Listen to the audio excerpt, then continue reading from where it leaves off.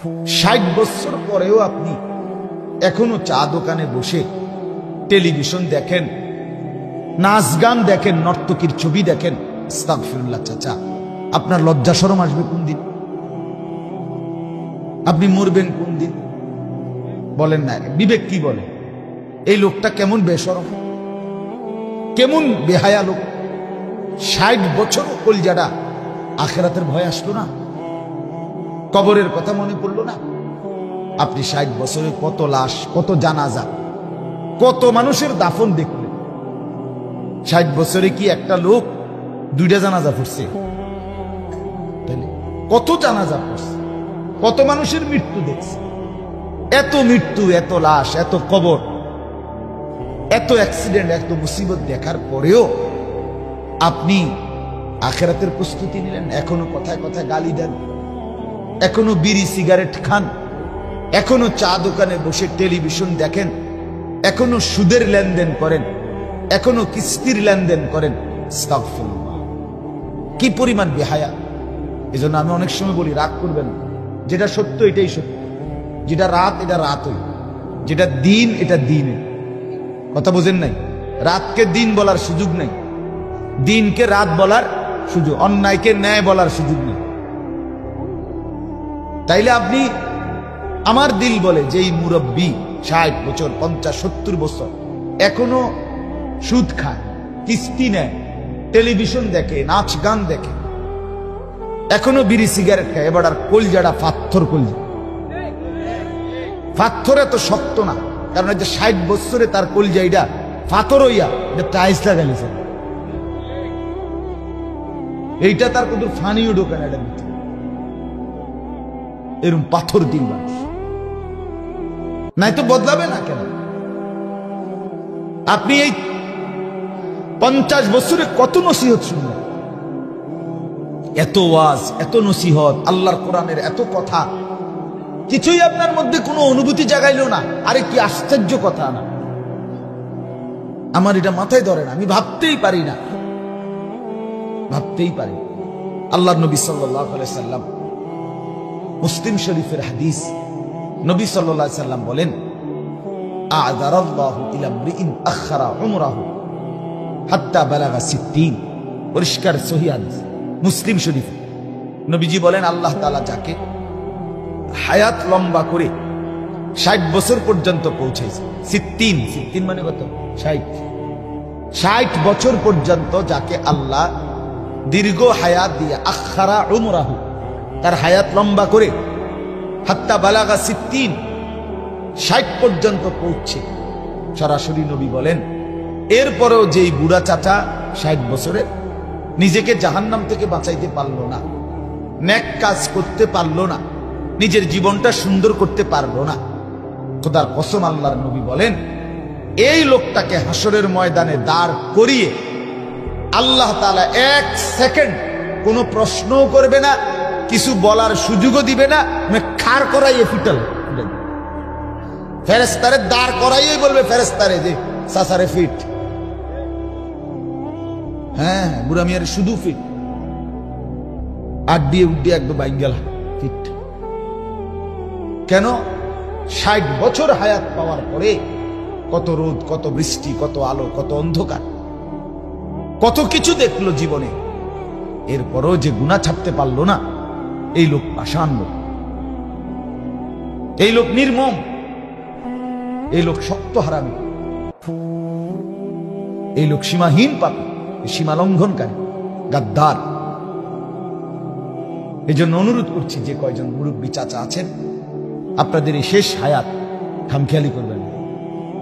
এত লম্বা হায়াত পরে আপনি যদি জাহান্নামী হন, আল্লাহ না করুন, আপনি যদি নেক আমল করতে না পারেন, তাহলে আপনার আফসোস ছাড়া, বদনসিব ছাড়া, মন্দ কপাল ছাড়া আর কিছু। জিন্দেগির হিসাব কি? শেষ বয়সের কাজ কি? কোরআনে আছে। শেষ বয়সের কাজ কি কি আল্লাহ তাআলা শিখাইছে। শেষ বয়সের কাজ হলো আল্লাহর কাছে চাওয়া, রব্বি আউজি'নি আন আশকুরা নি'মাতাকাল্লাতী আন'আমতা আলাইয়া ওয়া আলা ওয়ালিদাইয়া। 40 বছরের পরেই আল্লাহ কোরআনে বলছে, ওয়ালাম্মা বালাগা আশুদ্দাহু বালাগা 40 সানা, 40 বছরের পরেই একজন মুমিনের করণীয় হলো আল্লাহর কাছে এই জিনিসগুলো চাওয়া। কি? 1 নাম্বার, আল্লাহ এই পর্যন্ত হায়াতে আপনি আমার উপরে এবং আমার মা বাবার উপরে যত নিয়ামত দিয়েছেন, এখন থেকে বাকিটা হায়াত আমাকে সেই নিয়ামতগুলোর শুকর আদায়ের তৌফিক। এই হলো 1 নাম্বার আল্লাহর কাছে চাওয়া।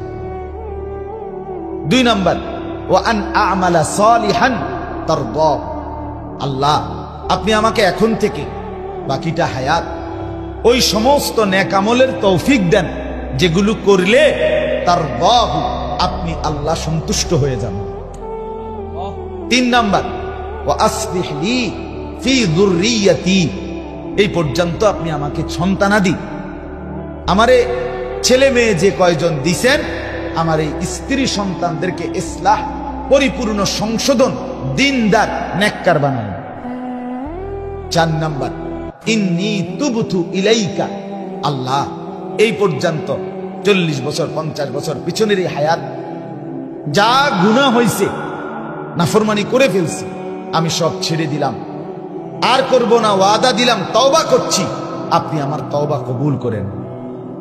5 নাম্বার হলো ওয়া ইন্নী মিনাল মুসলিমিন, আল্লাহ আমি ওয়াদা দিচ্ছি এখন থেকে বাকি হায়াত আমি মুসলমান, আপনার অনুগত বান্দাদের একজন হয়েই থাকবে।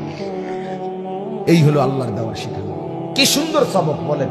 এরপরে আর কোনো কথা লাগেনি, আর কোনো ওয়াজ লাগেনি। এই 5টা কথা, এর চাইতে চমৎকার ওয়াজ আর কি হইতে পারে? আল্লাহ উপদেশ দিয়েছে একজন বয়স্ক লোক 40 বছরের পরেই তার করণীয় আল্লাহর শুকর আদায় করা, নেক আমল করতে থাকা, সন্তানাদির দ্বীন ঈমানের জন্য চেষ্টা করা, গুনাহ থেকে তাওবা করা, নিজেকে মুসলমান আল্লাহর অনুগত হিসেবে বাঁচিয়ে। আমাদের মুরব্বীরা, বয়স্ক মানুষরা, বাপ চাচারা কয় শেষ বয়সে কি অবস্থা চাচা, কিরছেন এই পর্যন্ত জীবনে মিললাম সারা এই 60 বছর, আল্লাহর রহমতে আমনগো দোয়ায়, 10-এর দোয়ায় 3 গা ফুট বিদেশ ফেলাইছি হুজুর, আল্লাহর রহমতে 10 জনের দোয়ায় 60টা মাইয়া বিয়ে দিছি। এই লো হেবটার অর্জন, মানে ওনার 60 বছরের খোলাসা। একখান ঘর করছি, 4টা রুম, ভিতরে 2টা বাথরুম, এই ঘর করছি। ওই শহরে মেইন রোডের লগে কিন্তু জায়গা কিনছি, ব্যাংকে আল্লাহর রহমতে 2-4-5 লাখ টাকা জমাইছি, 1 সেট সোফা বানাইছি, 2টা আলমারি বানাইছি, 3টা খাট বানাইছি, 2 ডজন কাছের প্লেট কিনছি, নুনের বাড়ি কিনছি 4টা, 4 কাপ কিনছি 1 ডজন। কাহিনী কয় হেবটা, মানে ইচ্ছা কয় হেবটা এডি করছে।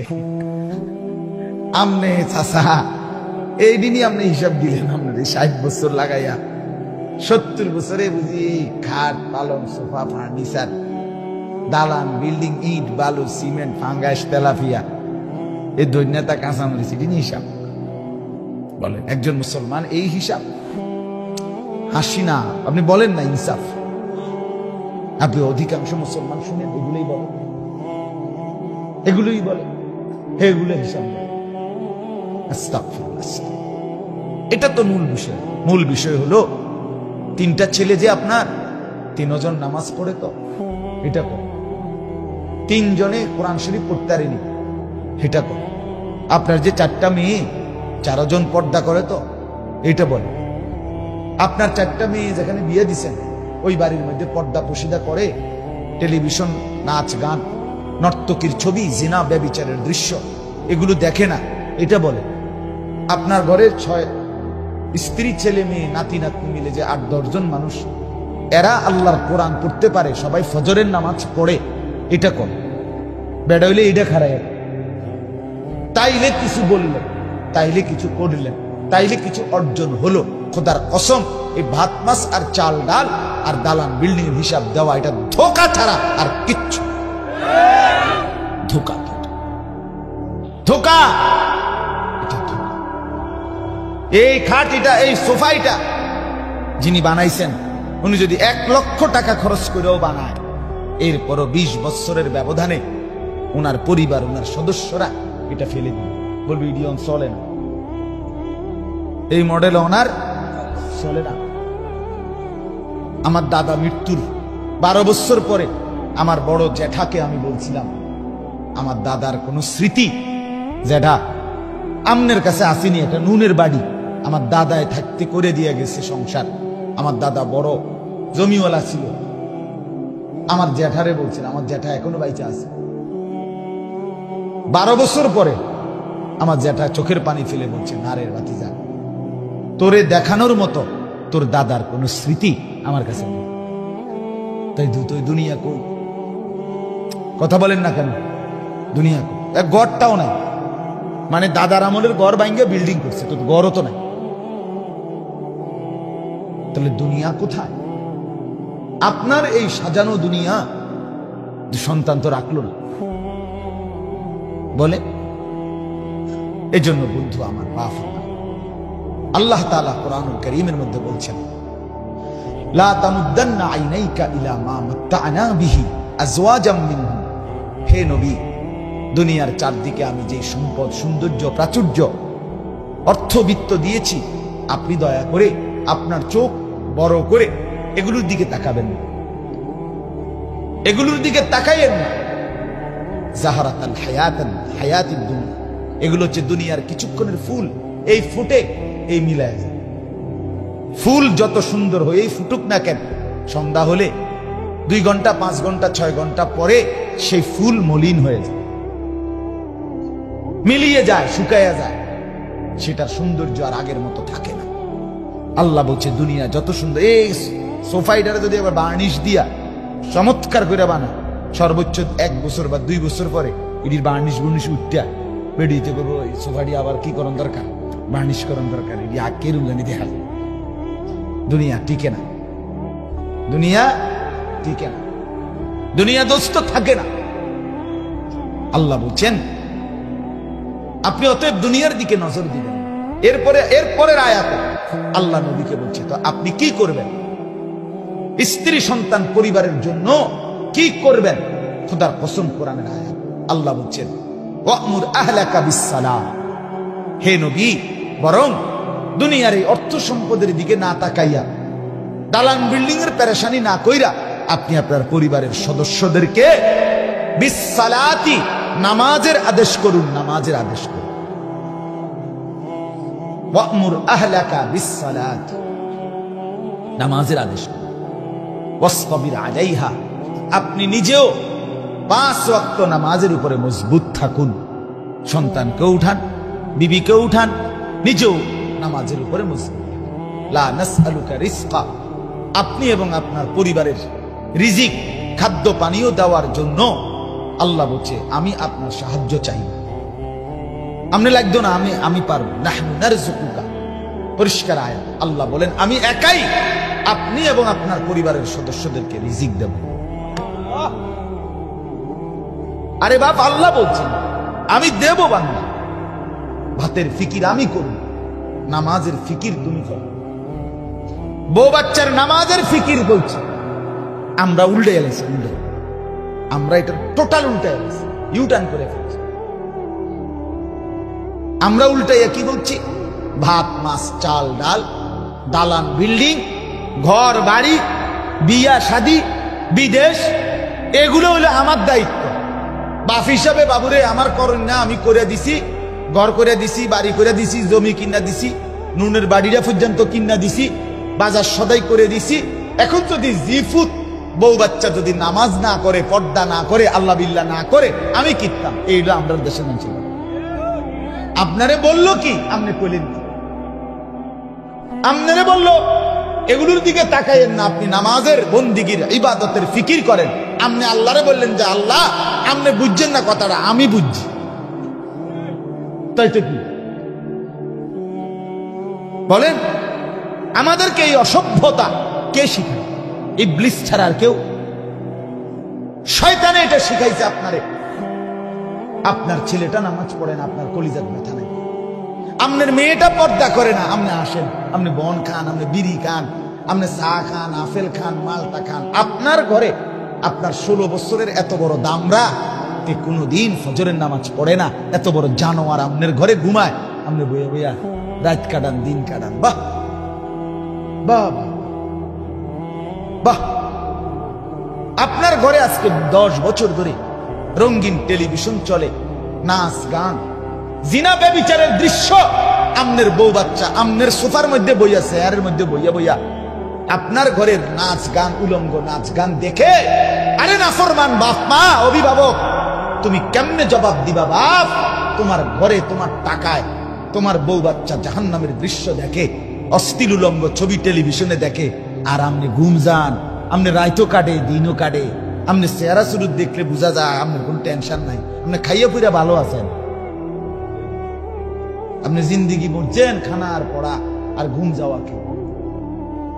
নাহলে একজন মুসলমানের কলিজা পাগল হয়ে যাওয়ার কথা, চোখে পানি থাকার কথা, যে হায় আমার কি হবে, আমার বিবি বাচ্চার কি হবে, আমার ছেলেটা নামাজ পড়ে না, আমার মেয়েটা পর্দা করে না, আমার স্ত্রী পর্দা করে না, আমার ঘরের কেউ আল্লাহর কোরআন পড়তে জানে না। আহা, এরপরে তো খোদার কসম ঘুম হারাম হয়ে যাওয়ার কথা, চোখে পানি থাকার কথা। কোরআনে আছে সূরা হুদের মধ্যে হযরত নূহ আলাইহিস সালাম, নূহ নবী 950 বছর কালেমার দাওয়াত দেওয়ার পরেও, 950 বছর বুঝেন মানে 950 টাকা নাকি 50 টাকা কম 1000? না না, 50 টাকা কম 1000 তো 950 টাকা, আর 950 বছর আর 950 টাকা এক কথা না। আমনের আমার বাপ দাদা 14 গোষ্ঠীর কয়জনের হায়াত একত্র করলে 950 বছর? বলেন মিলান, খামখেয়ালি কথা এটা। 60 বছর করে আপনি মিলান না গড়ে কতজন লাগবে আপনার বংশ? 70 বছর করে মিলান না। 950 বছর কালেমার দাওয়াত দেওয়ার পরেও যেদিন তুফান শুরু হয়ে গেছে, কোরআনে আছে তন্দুরি থেকে, চুলার ভেতর থেকে পানি বের হয়ে গেছে, তুফান শুরু হয়ে গেছে, পানি বের হয়ে গেছে, নৌকা ছেড়ে দিবে এই মুহূর্ত খোদার কসম কোরআনে আছে নূহ নবী তার ছেলেটাকে কালেমা পড়াইয়া নৌকায় উঠাবার জন্য সর্বোচ্চ শেষ মিনিট চেষ্টা করে গেছে। ইয়া বুনাইয়ার কাম মা'না, নূহ নবী বলছে বাপ কেনানকে, বাপ এখনো শেষ সময় আছে, কালেমা পড়ে আমার নৌকায় উঠে পড়ো। কাফের ছেলেটা বলল না বাবা, উঠবো না। সাআবি ইলা জাবালিন ইয়াসিমুনি মিনাল মা, আমি ওই উঁচা পাহাড়ের উপরে আশ্রয় নেব, সেই পাহাড় আমাকে তোমার খোদার পানির থেকে বাঁচিয়ে দেবে। নূহ নবী তবুও রাগ করে নাই, এত বড় কথা বলার পরেও রাগ করে নাই। আবারও বলছে লা আসিমাল ইয়াউমা মিন আমরিল্লাহ। নূহ নবী বললেন বাপ আল্লাহর কসম বাপ, আমার আল্লাহর শাস্তি থেকে আজকে কেউ বাঁচাইতে পারবে না। পাহাড়ও না, নদীও না, বাড়িও না, বিল্ডিংও না, হিমালয় পর্বতও না, লা আসিমাল ইয়াউমা মিন আমরিল্লাহ, আল্লাহর আযাব থেকে কেউ বাঁচাইতে পারবে না। তুই মরে যাবি বাপ, তুই তুফানে ডুবে যাবি, ফিরে আয়, কালেমা পড় বাপ। তাফসীরের মধ্যে আছে নূহ নবী এভাবে ছেলেকে টানতেছে, বাপ আয় না, ঈমান আন। ছেলের হাত ছিঁড়ে যায়, ছুটে যাচ্ছে, না বাবা আসবো না, কালেমা পড়বো না। আল্লাহ বলে এই বাপ ফুতের এই টানা টানি করতেছে, এই অবস্থায় ওয়াহালা বাইনাহুমাল মাউজ, একটা ঢেউ আইসা বাপ আর ফুতকে একটা ধাক্কা মারছে, ফাকানা মিনাল মুগরাকিন, জীবনের তরে ছেলেটা ছুটে গিয়ে পানিতে ডুবে গেছে। কিন্তু শেষ মিনিট পর্যন্ত চেষ্টা করছে কিনা? কথা বলেন না কেন? কিসের চেষ্টা করছে? ঈমানের চেষ্টা, আল্লাহর দিকে ফেরানোর চেষ্টা করছে। আমনে শেষ বয়স বাবুরে, আমি বেশিতে বেশি সাদওয়ানের বেশি কোনো দিকে যাইতে পারি না, যে দুঃশল্যে কুলায় সাদওয়ানে বইয়া তাই বন বিড়ি খাই, জিবুত নামাজ পড়লে পড়ুক, না পড়লে না পড়ুক, বাদ দেন, হ্যাঁ ওটা শল্যে দেন, ওটা সাদওয়ান ছাড়া অন্য কোনো দিকে যায় শল্যে দেন। রঙের কথা মানে রঙের আলা। আবার এই লোকটাই সন্তানের ইবাদতের ফিকির যার নাই, কিন্তু সন্তানের টাকার লোভে এই বলার লেগেই সুদে টাকা নিয়া, কিস্তিতে টাকা নিয়া বিদেশ পাঠানোর জন্য উনিয়ে পাগল। আবার কারণ এলো মূলত লোভী, হারামখোর লোভী হয়, হারামখোর লোভী হয়। বেটা যেই বাপ হারাম টাকা, সুদের টাকা, ঘুষের টাকা, কিস্তির টাকা দিয়া জিফুত মানুষ করে, দালান করে, বিল্ডিং করে, বাজারে ভিট লইয়া দেয়, বিদেশ পাঠায়, তুই বেটা লুবি, বেটা লুবি, তুই বেটা লুবি, বেটা তুই হারাম খোর, তুই লুবি বেটা, তোর অভাব মিটবে না। কোন সুদখোর অভাব যাবে না, কিস্তিখোর অভাব যাবে না বেটা। হারাম খোরের তৃপ্তি মিলে না, সুদখোর তৃপ্ত হয় না, বুড়া বয়সও বেজ্জতি হইয়াই মরে যাবে। হারাম খোরের, সুদখোর, কিস্তিখোর, কিস্তি আর সুদ সমান হারাম। এই সমাজের চলমান যে সমস্ত কিস্তি, আপনি এটাই থাকবেন। বিল্ডিং 1 কোটি টাকা না 10 কোটি টাকা দিয়েও যদি বিল্ডিং করে হারাম করে, মানুষে হাঁটতে যাইতে আও হইছে যান সুদের টিয়া দূর ভিজা দিয়ে ফেট আমনের টাইলস খুইয়া খুইয়া পড়বে, আমনের কিস্তি খুইয়া খুইয়া পড়বে, সম্মান মিলবে না। সম্মান টাইলসের ভিতরে না। কথা বলেন না কেন? সম্মান টাইলসের মধ্যে। টাইলসে তো মানুষের মুতেও, পেশাবখানার টাইলসে মানুষের মুতে না, তো টাইলস কি? টাইলস কি আসমান থেকে পড়ছে নাকি? এটা একবারে বিরাট কিছু। আল্লাহকে ভুলে গেলেন, আখিরাতকে ভুলে গেলেন, সম্পদের লুবি। টার্গেট এটা, কোনোভাবে হারামের টাকা দিয়ে ফুলাগারে যদি বিদেশ পাঠাই বা কোনো কাম করাই, তাহলে হেতো তো আবার আমার টেয়া দিব, নাহলে বলে না ছেলেটার ভবিষ্যৎ আমি দেখবো না। অসম্ভব কথা। হারাম দিয়ে ভবিষ্যৎ সাজানোর কোনো দরকার নাই। হালালের উপরে ভবিষ্যৎ সাজাইতে পারলে সাজাবেন, নাই তো আল্লাহ তারাই আপনাকেও খাওয়াবে, আপনার সন্তানকেও খাওয়াবে। যে বেটার বাপ মরে গেছে জন্মের সময়, এই বাচ্চা সে বড় হয় নাই, সে বিল্ডিং করে নাই, সে বিয়ে করে নাই, তার ব্যবসাপাতি হয় নাই, তো হেতে কেমনে বাঁচবে? আমি মরে গেলে, আমি কিছু করে না দিয়া গেলে, সুদে ঘুষে মিল্লা আমার ফুদগুন কেমনে চলবো? আপনি মরে চান না, সুন্দরে চলবো। কথা বলেন না কেন? আপনি মরে দেখেন, আপনি যেদিন মরবেন সেদিনও আপনার জিফুত ভাত খায়। দুনিয়ার ধোকা। সকালবেলা তো কানছে, ঠিক আছে, জানাজাও দিছে, দাফনও করছে, কানছে, চোখও মুচ্ছে, কিন্তু রাত ঠিকই 9টা-10টার দিকে বইয়া ভাত খায়। ভাত খায়, এ কান দেও ভাতও খায়, খায় না? কথা বলেন না কেন? আরো অন্যান্য আত্মীয় স্বজন কয় দুগাবাদ বাড়াই এলো, আরে যেই কান্দাটা কানছ শরীরটা দুর্বল হয়ে যাবো, হ্যাঁ লাও লাও জোর করে যাইতে আরো ফার্মে মুরকা আরো একটু বলেছে, খাও ভাত খাও। তো তাইলে যে লোকটা কান্দলো সে আবার ভাত খায় কেন? বুঝা গেল দুনিয়া ধোকা, দুনিয়া ধোকা, দুনিয়া ধোকা। আখেরাত আসল। এজন্য নিজের আখেরাত সাজাবেন। সন্তানকে হারাম দিয়ে মানুষ করার দরকার নাই। স্ত্রীকে, বিবি বাচ্চাকে হারাম উপার্জন দিয়ে, এটা কোনো সেবা না, এটা কোনো উত্তম কাজ না। আমার আল্লাহ আমাকে হালাল ভাবে যতটুকু দিয়েছেন অতটুকুর উপরেই বিবি বাচ্চা নিয়ে সন্তুষ্ট থাকা, এটা তাদেরও জান্নাত, আপনারও জান্নাত। আল্লাহ আমাদেরকে বুঝার তৌফিক দান করেন, আল্লাহ আমাদেরকে কবুল করেন। আমার বাপ, ভাবতে শিখেন, ফেলে দিয়েন না কথা। শুধু তামাশা মনে করবেন না, শুধু ভাববেন না কথার কথা বলছি, এটা মনে করে কয় তো ভালো লাগেই তো কয়, বুঝি তো আমরা লাগেই তো কয়, পারি তো না, মানে আমি 1 ঘন্টা কইলাম, এবারে এক কথা শেষ করে দিছি, একের মাটি ঢালাই দিছি, ফানি চুবাই দিছি, পারি তো না, কয় তো বালাই, বুঝি তো আসলে তো দরকার, কিতা করতাম, পারি না, শেষ। এই সমস্ত বাজে কথা বলার সুযোগ আছে না? আর পারেন না মানে কি পারেন না? আপনি মানুষ না? আল্লাহর হুকুম মানা, কোরআন মানা, দিন মানা আমার আপনার প্রত্যেকের পক্ষে সম্ভব কিনা? সম্ভব।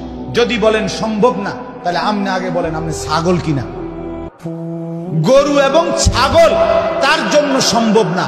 যদি আপনি মানুষ হন, আল্লাহর কসম আপনার জন্য দিন মানা সহজ, সম্ভব, সম্ভব, সম্ভব। কাজে আপনি আগে ফয়সালা করেন আপনি মানুষ না ছাগল। এই জন্য তো আমি প্রতিদিন বলি, এই ছেলেরা তোমাদেরকে বলি, বাপ তোমরা যারা ফজরের নামাজ পড়ো না, খোদার 365 দিন, একটা বছর কোন দিন যার কোনোদিন মনে পড়লো না 365 দিনে ফজরের নামাজ পড়া দরকার, কোনোদিন ফজরের নামাজ পড়লো না। আরে আমার কাছে ভাবতে অবাক লাগে, আমি মাঝে মাঝে চিন্তা করি, বেটা একটা বছরে কোনোদিন ফজরের নামাজ পড়লা না, তুই মানুষের বাচ্চা কিনা? আমার এটাই সন্দেহ হয়, মুসলমানের বাচ্চা কিনা, তোমার রক্তে কোনো ইসলাম আছে কিনা সন্দেহ হয়, তুমি মার পবিত্র দুধ খাইছো কিনা এটাও সন্দেহ হয়। একজন মুসলমান, আমার পরিচয় আমি মুসলমান, আমি একটা বছর 6টা মাস কোনোদিন ফজরের নামাজ পড়লাম না, আমি মানুষের বাচ্চা হইলাম কেন? কোরআনে আছে, আল্লাহ নবীকে বলছে, বন্ধু মনের ইচ্ছা মতো যে চলে, মনের চাহিদা মতো আল্লাহর হুকুম মেনে চলে না, রসুলকে আল্লাহ শুনাইছে ইনহুম ইল্লা কাল আনআম, এইটা আর কিছু নয়, আর কিছু নয়, শুধুই জানোয়ার, শুধুই জানোয়ার, শুধুই জানোয়ার। নফি ইস্তিসনা, ইনহুম ইল্লা কাল আনআম, নফি ইস্তিসনার অর্থ তাকিদ, অর্থাৎ আর কিছু নয়, শুধুই কি বলেন? জানো, শুধুই জানো, শুধুই জানো। আল্লাহ বলছে পরিচয়, রসুলকে বলছে, আপনাকে শুনাচ্ছি বন্ধু, নবীকে আল্লাহ বলছে, মনের ইচ্ছা মতো যে চলে সে আর কিছু, শুধুই জানো। তার পরিচয় একটাই, আনআম, চতুষ্পদ জন্তু, গরু, ছাগল, কুকুর, বিড়াল, চতুষ্পদ জানোয়ার, এটা বাল আদাল্লু সাবিলা, বরং তার চাইতে নিকৃষ্ট পথ অনুসরণ, বরং তার চাইতে নিম্ন। কেন? একটা ছাগল, একটা গরু, একটা কুকুরকে কেউ যদি লাডি আলগি দেয়, হে দৌড় মারে, হে বোঝে আমার মায়ের বউ, তাহলে কুকুরের এর দুর্দিমাগ আছে যে আমাকে এই লাঠির থেকে বাঁচা দরকার, আর এই নাফরমানের এর দুর্দিমাগ নাই আমার জাহান্নাম থেকে বাঁচা দরকার। এই জন্য তুমি কুকুরের চাইতে নিকৃষ্ট, জানোয়ারের চাইতে নিকৃষ্ট, গরু ছাগলের চাইতে নিকৃষ্ট। এই জন্য জিন্দিগি দোস্ত, অনুরোধ করছি, আমার কথা আমি লম্বা করছি না, আমার ছেলেরা, তোমরা আমাদের সন্তান, তোমরা আমাদের ছোট ভাই, তোমরা আমাদের যুবক বন্ধু, তোমরা ভাবতে হবে, তুমি তোমার পরিচয় শিখো। তো আগার মেরা নিহি বনতা না বল আপনা তো বন, তুমি আমার কোনো উপকার যদি না করো, কইরো না, নিজের বরবাদ করো, আপনা তো বন। সৈয়দ আবুল হাসান আলী নদভী রহমতুল্লাহ বলছে, তুমি নিজের জন্য ভাবো, নিজেকে নিয়ে কদ্দুর ভাবো, এখানে নিজেকে এভাবে নষ্ট করে দিও, সারা রাত উলঙ্গ ছবি দেখা, তুমি বন্ধু শেষ হয়ে যাবে।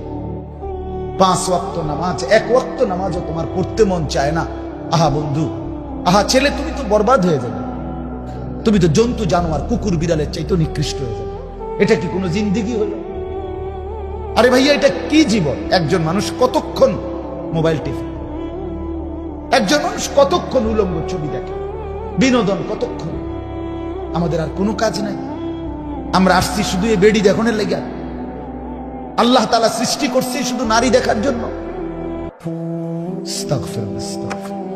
এটা কথা হইল মিয়া, আর জীবনের আর কোনো কিচ্ছু নাই। এজন্য বন্ধু, নিজেকে চিনো। আজ বড় আফসোসের ব্যাপার, মাত্র 92 লক্ষ, 1 কোটি না, ইসরায়েলের ইহুদি, এই যাদের কথা বারবার আপনারা শুনতেছেন, 1 কোটি কাফের না, ইসরায়েলের ইহুদি 90 থেকে 92 লাখ, 1 কোটি নয়, এই 92 লাখ ইহুদি কাফের বেঈমান এই পরিমাণ মুসলমানের উপরে জুলুম করছে। আজকে 1.5টা মাস ধরে আমার অসংখ্য অগণিত মার লাশ, বাচ্চার লাশ রক্তে জমিন ভাইসা গেছে। মুসলমান তার নিজের জন্মভূমিতে, ফিলিস্তিনের মাতৃভূমিতে মুসলমান তার লাশ খোদার কসম দাফন করতে দিচ্ছে না। ইসরায়েল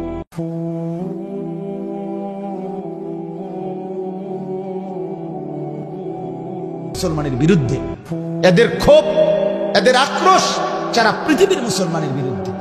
এই জন্য আমরা যদি না ফিরি, আমরা যদি সবাই মিলে চেষ্টা না করি, সবাই মিলে যদি নিজেদের ঘর পরিবার, নিজেদের আশপাশ, নিজেদের চলাফেরা, উঠা বসা, লেনদেন, আচার ব্যবহার, চাল চলন আমরা যদি সুন্দর না করি, তাহলে আমাদের বরবাদি, আমাদের জিল্লতি, আমাদের কষ্ট আমাদেরকে ভুগতে হবে, আমাদের উপরে মুসিবত আসবে। এই জন্য আমি অনুরোধ করলাম, আজকে এইটুকুই আমার মূল বক্তব্য, আমরা যেন প্রত্যেকে ইনশাআল্লাহ ঈমান আমলের দিকে 5 ওয়াক্ত নামাজ, শুধু 3টা জিনিস আল্লাহ কোরআনে স্পষ্ট বলছে, নবীকে 5 ওয়াক্ত নামাজে অভ্যস্ত হন, তাহাজ্জুদ নামাজে অভ্যস্ত হন, আল্লাহর কাছে বেশি বেশি দোয়া করেন। আল্লাহ বলে, বন্ধু তারপরেই আমি বললাম হকের বিজয় আসবে, বাতিলের পরাজয় আসবে। অতএব আমরা যদি প্রত্যেকে সেজদা না করি, আমরা যদি প্রত্যেকেই 5 ওয়াক্ত নামাজ না পড়ি, আমরা যদি নিজেকে সাজাই না সাজাই, ইসলামের বিজয় আসবে না। আল্লাহর ওয়াদা এটা, ওয়াদাল্লাহুল্লাযীনা আমানু মিনকুম ওয়া আমিলুস সালিহাত লা ইস্তাখলিফান্নাহুম ফিল আরদ। আল্লাহ বলে, ঈমান আর পূর্ণ আমল আমারে বুঝায় দাও, আমি ওয়াদা দিলাম জমিনের খেলাফত, রাজত্ব, বাদশাহী তোমাদেরকে বুঝায় দাও। অতএব বন্ধু আমার, আমরা প্রত্যেকে ইনশাআল্লাহ নিজেদের ইবাদত, নিজেদের বন্দিগির ফিকির করি।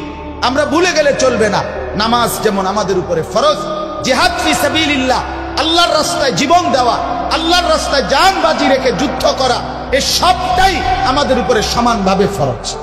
এজন্য আমরা প্রত্যেকে ইনশাআল্লাহ নিজেদের ঈমান, নিজেদের আমল, নিজেদের আখলাক, নিজেদের চরিত্র, নিজেদের 5 ওয়াক্ত বন্দিগি, আল্লাহর গোলামি ঠিক ভাবে করার চেষ্টা করি।